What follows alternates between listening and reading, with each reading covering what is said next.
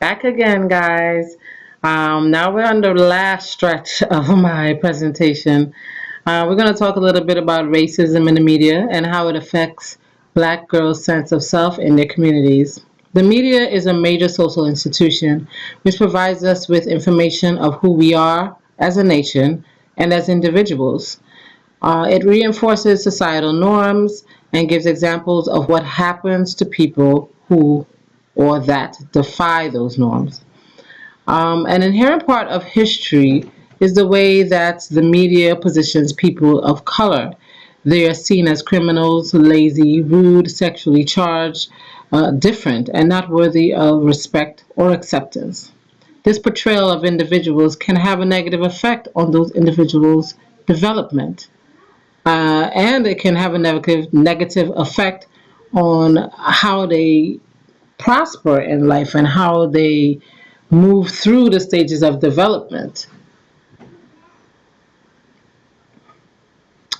Possible media influences on Black girls' biopsychosocial development. Black young females can face setbacks in their biopsychosocial development due to images perpetuated in the media, made to fuel and drive forward stereotypes and current projections on this group of people.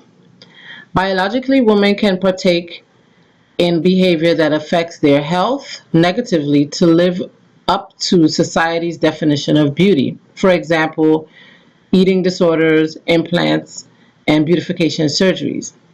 Psychologically, issues with self esteem and body image dissatisfaction may lead to depression and anxiety, suicidal ideation, again, eating disorders, and maybe suicide.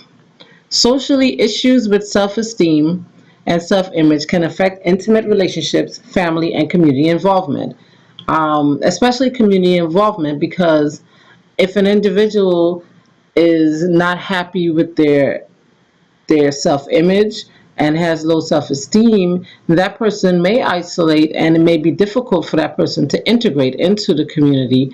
They may not want to go to school, they may not want to go to work, they may not want to hang out with friends, or they may not even be able to form friendships and maintain those friendships.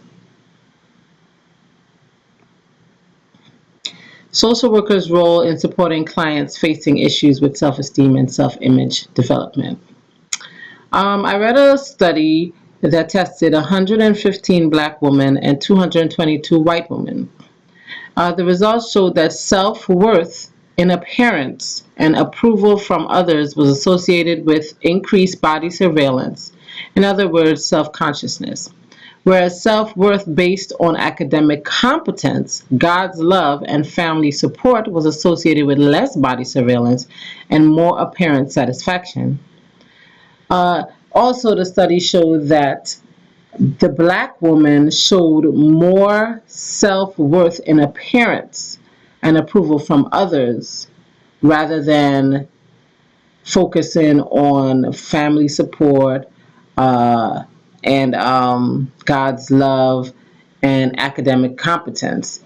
So, in other words, the black females had showed more body surveillance than their white counterparts.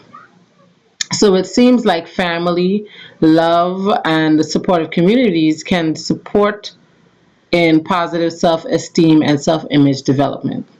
Social workers can support individuals in building positive relationships, working on educational goals, and other positive activities to gain a sense of self worth.